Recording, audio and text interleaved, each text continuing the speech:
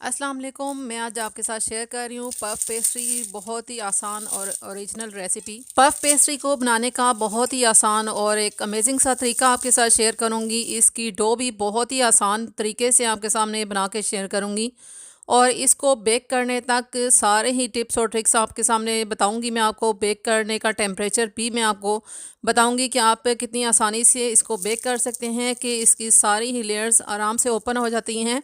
आप देख सकते हैं कितनी खस्ता और कितनी ज़बरदस्त ये पफ पेस्ट्री बन के तैयार हुई है।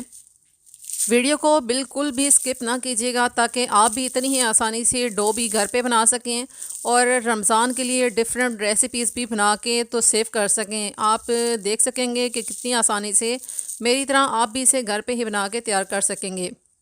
रेसिपी अगर आपको ज़रा से भी अच्छी लगे तो इस लाइक के बटन को प्रेस कर दीजिएगा और अगर आप फूड विद आर्ट चैनल पे न्यू आ रहे हैं तो चैनल को सब्सक्राइब कीजिएगा, बेल नोटिफिकेशन के साथ ऑन कीजिएगा, बेल के इस आइकन को प्रेस कीजिएगा ताकि आने वाली वीडियोस के नोटिफिकेशन भी आपको आसानी से मिल सकें। बिस्मिल्लाहिर्रहमानिर्रहीम।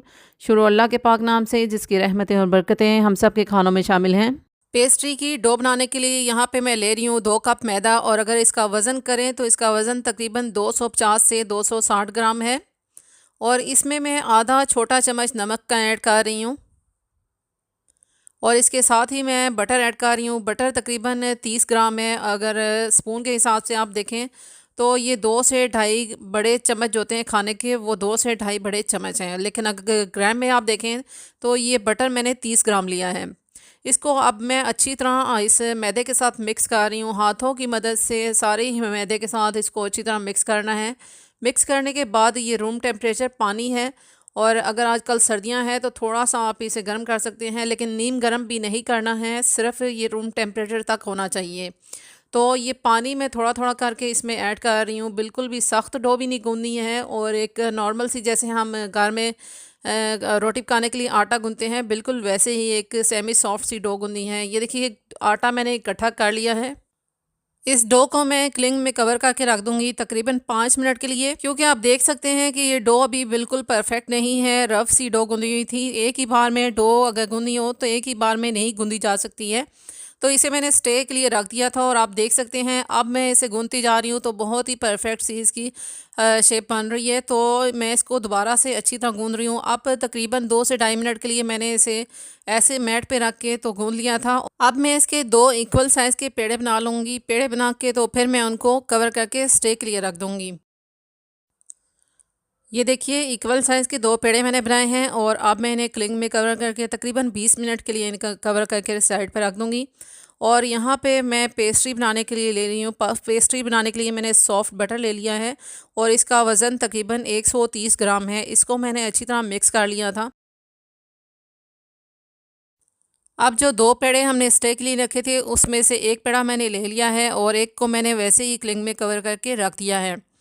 अब जो मैंने एक पेड़ा लिया है इस पे बिल्कुल थोड़ा सा आटा मैंने डस्ट किया है और आटा डस्ट करके रोलिंग पिन के साथ इसको फ्लैट कर रही हूँ। फ्लैट करने के बाद मैं इस पे वही बटर जो हमने अच्छी तरह स्पैचुला से मिक्स कर लिया है उसको लगाऊंगी। सॉफ्ट बटर है तो आसानी से इस पे हम स्प्रेड कर सकेंगे।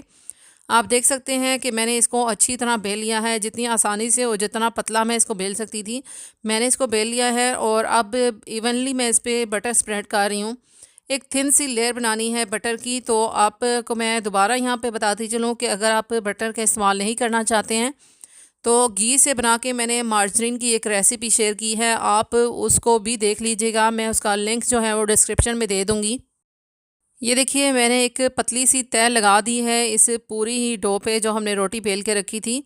तो अब मैं इसकी फोल्डिंग ऐसे कर रही हूँ। ये देखिए इसको सेंटर तक लाना है। एक सिरे को मैंने सेंटर तक लाया है, इसी तरह दूसरे सिरे को भी हमने सेंटर तक लाना है और फिर इन दोनों में से एक पे किसी भी एक साइड पे आपने दोबारा से वो बटर अप्लाई करना है। जिस तरह बटर की एक अंदर लेयर लगाई है बिल्कुल इसी तरह एक साइड पे किसी भी एक साइड पे आप बटर लगा सकते हैं। बटर लगा के दोबारा से इसको फोल्ड करना है। बटर अच्छी तरह सॉफ्ट है।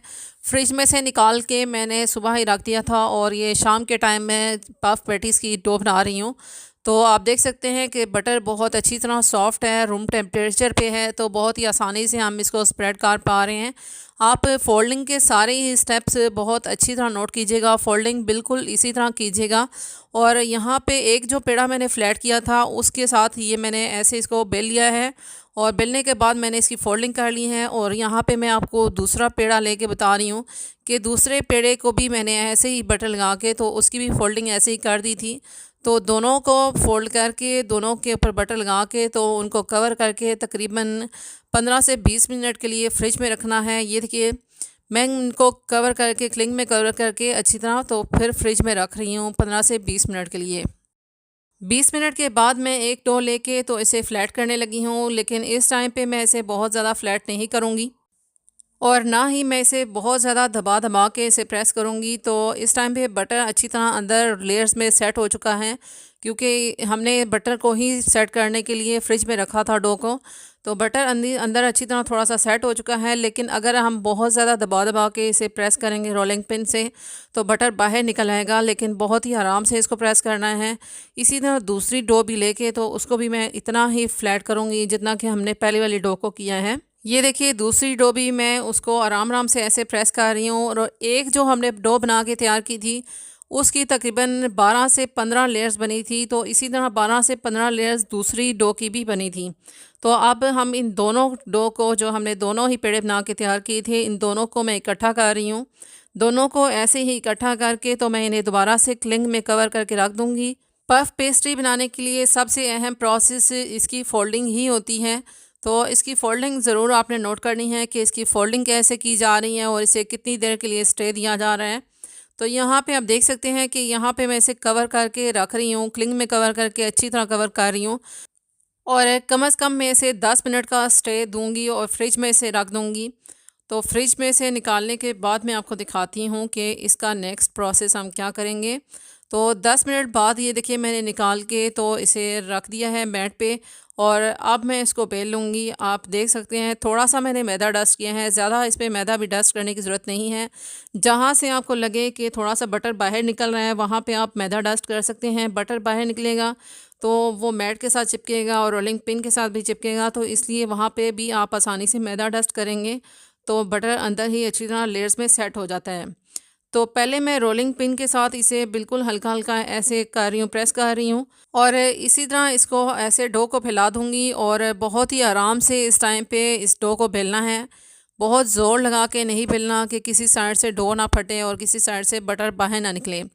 तो आप देख सकते हैं यहाँ पे डो को मैंने फैला दिया है अच्छी तरह, जितनी आराम से जितना मैं इसको फैला सकती थी उतना मैंने फैला दिया है। और बिल्कुल भी रोटी की तरह मैंने इसे पतला नहीं किया है। और फोल्डिंग दोबारा से इसकी वैसे ही करनी है जैसे हमने फ़र्स्ट वाला पेड़ा लेके तो उसकी की थी।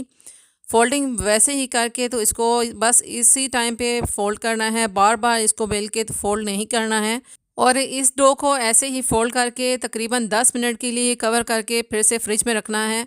और फोल्डिंग के सिर्फ यहाँ पे 3 स्टेप आए हैं। एक तो हमने पेड़े में लगा के तो बटर लगा के उसे फ़ोल्ड किया था, दूसरा फिर हमने दोनों ही पेड़ों को फ्लैट करके तो फ़ोल्ड किया था, और तीसरा स्टेप ये है। पफ पेस्ट्री की डो बनाने का सबसे आसान तरीका है, ये ज़रूर आपको भी समझ आ जाएगा। अगर आप इसके सारे ही स्टेप्स को फॉलो करेंगे तो आप भी इसी तरह ये पफ पेस्ट्री की शीट्स बना के तैयार कर सकेंगे। तो 10 मिनट के बाद मैं यहाँ पे इसको बिल्कुल लाइटली इसको वो फ्लैट करने लगी हूँ। लेकिन अगर आप इस डो को सेव करना चाहते हैं तो इसे अच्छी तरह क्लिंग में कवर करके या किसी टिफ़िन में रख के तो आप इसे फ्रीज़ कर सकते हैं, और जब आपने यूज़ करनी हो तो एक दिन पहले निकाल के तो नीचे फ्रिज में रख दें। और जब आपको लगे कि डो अच्छी तरह सॉफ्ट है तो आप इसकी रेसिपीज़ बना सकते हैं, डिफरेंट किस्म के स्नैक्स बना सकते हैं। तो ये देखिए डो मैं आपको कटिंग करके दिखा रही हूँ, कितनी बेहतरीन इसकी लेयर्स बनी हैं। बिल्कुल ऐसे ही लग रहा है जैसे हमने ये डो बाज़ार से ली है, लेकिन बाज़ार से तो आपको पता ही है कि फ़्लैट की हुई मिलती है, लेकिन ये डो हमने घर पे बनाई है। और उम्मीद करती हूँ आपको इसकी बेहतरीन लेयर्स नज़र आ रही होंगी। तो हाफ़ पार्ट मैंने इस डो का ले लिया है और हाफ़ पार्ट की मैं ये रेसिपी बना के तैयार करने लगी हूँ। इसको बिल्कुल हल्का हल्का सा टैप टैप करते हुए मैं बेल रही हूँ, बिल्कुल दबा के नहीं बेलना है। और इसकी हाफ़ इंच साइज़ की इसकी रखनी है मोटाई, क्योंकि पफ पेस्ट्री की जो लेयर्स होती हैं वो थोड़ी सी डो जो होती है वो थोड़ी मोटी होती है। तो यहाँ पे 1/2 इंच साइज़ मैंने इसका रख लिया है और इसको बिल्कुल हल्का हल्का सा बेल रही हूँ। फ्लैट करके आप अपनी मर्ज़ी के हिसाब से इसके डिफरेंट शेप्स दे के तो आप इसके स्नैक्स बना सकते हैं।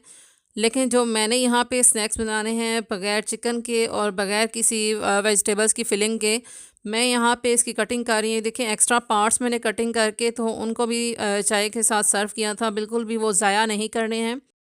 और आप इस डो को ऐसे भी फ्लैट करके तो इसको सेव कर सकते हैं। ये देखिए मैं 2 दिन के बाद इस डो को ऐसे लेके तो इसके स्नैक्स बनाने लगी हूँ। डो को मैंने ऐसे ही सेव कर लिया था जैसे कि मैं अभी क्लिंग में कवर कर रही हूँ। और डो का एक पार्ट मैंने ले लिया है और इसको अब मैंने फ्लैट नहीं करना है क्योंकि ऑलरेडी हमने इसको फ्लैट कर लिया था। अब कटिंग करने लगी हूँ। जो हमने स्नैक्स बनाने हैं वो तो 1 इंच के गैप से मैं इसकी कटिंग कर लूँगी। मैं आपको मोटाई दिखा रही हूँ कि ये देखिए इसकी मोटाई उतनी ही है जितनी कि हमने 1/2 इंच साइज़ की रखी थी। और अब मैं इसकी कटिंग करने लगी हूँ और इसमें जो फिलिंग करूँगी वो चॉकलेट चिप की करूँगी। अगर आप चाहें तो चिकन की स्टफिंग के साथ भी आप ये स्नैक बना के यूज़ कर सकते हैं। तो यहाँ पे आराम से इसको मैंने क्लोज़ कर लिया है, बिल्कुल हल्के हाथों से प्रेस किया है, ये अपनी जगह सेट हो जाएंगे। किसी भी स्लरी को लगाने की ज़रूरत नहीं है। तो यहाँ पे एक और शेप मैं बना रही हूँ इसकी। ऐसे ही सारी शेप्स बना के तो मैं इस पे अंडे की जर्दी लगा रही हूँ ब्रश की मदद से। ये सारे ही पैटीज़ में तैयार करके तो एयर फ्रायर में मैं इनको बना के तैयार करूँगी। लेकिन अगर आप चाहें तो ओवन में भी कर सकते हैं। पतीले को प्री हीट करके तो आप उसमें भी बना के तैयार कर सकते हैं। मैं आपको इसका टेम्परेचर दिखा रही हूँ। स्टार्ट में प्री हीट करने के लिए इसका टेम्परेचर मैंने 190 डिग्री रखा है और 17 मिनट का मैंने टाइमर लगाया है इस पे। लेकिन 4 से 5 मिनट के लिए 190 डिग्री पे मैं इसे प्री हीट करूँगी। एयर फ्रायर अच्छी तरह प्री हीट हो चुका है और अब मैं इसका जो टेम्परेचर है लो कर रही हूँ। 165 और 170 के बीच में रखूँगी और अब मैं स्नैक्स इसमें रखने लगी हूँ, इसलिए इसका टेम्परेचर मैंने लो कर दिया है। और 4 से 5 मिनट पे ही मैंने इसे प्री हीट किया था और अब आप देख सकते हैं 12 से 13 मिनट के लिए ये मैं इसे रखूँगी। लेकिन मैं आपको 6 मिनट बाद निकाल के दिखा रही हूँ। आप देख सकते हैं इसकी लेयर्स बहुत अच्छी तरह खुल चुकी हैं।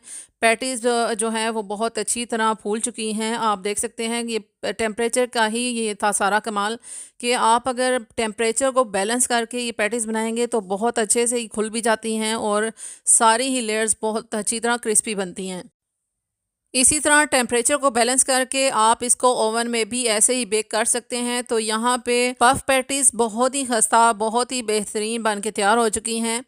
घर की बनी हुई डो से इतनी बेहतरीन पफ पैटीज़ बनाना बहुत ही अमेजिंग है।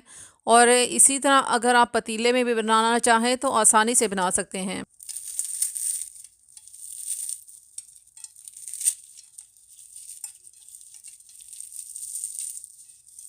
होपफुली आपने इसकी क्रिस्पीनेस से अंदाज़ा लगा लिया होगा कि कितनी क्रिस्पी और कितनी खस्ता बनी है ये पैटीज़। इंशाल्लाह ये रेसिपी आपको ज़रूर पसंद आएगी। अगर पसंद आए तो इसे अपनी फैमिली में अपने फ्रेंड्स में ज़रूर शेयर कीजिएगा ताकि वो भी घर में ही बैठे इतनी ही आसानी से ये पैटीज़ की डो बना के तैयार कर सकें और रमज़ान के लिए सेव कर सकें। अपना बहुत सारा ख्याल रखिएगा, मुझे भी अपनी दुआओं में ज़रूर याद रखिएगा। इंशाल्लाह एक नेक्स्ट वीडियो में इसी तरह एक नेक्स्ट अमेजिंग सी रेसिपी के साथ मिलूँगी। जब तक के लिए मुझे इजाज़त दीजिएगा। Thanks for watching. अल्लाह हाफिज़।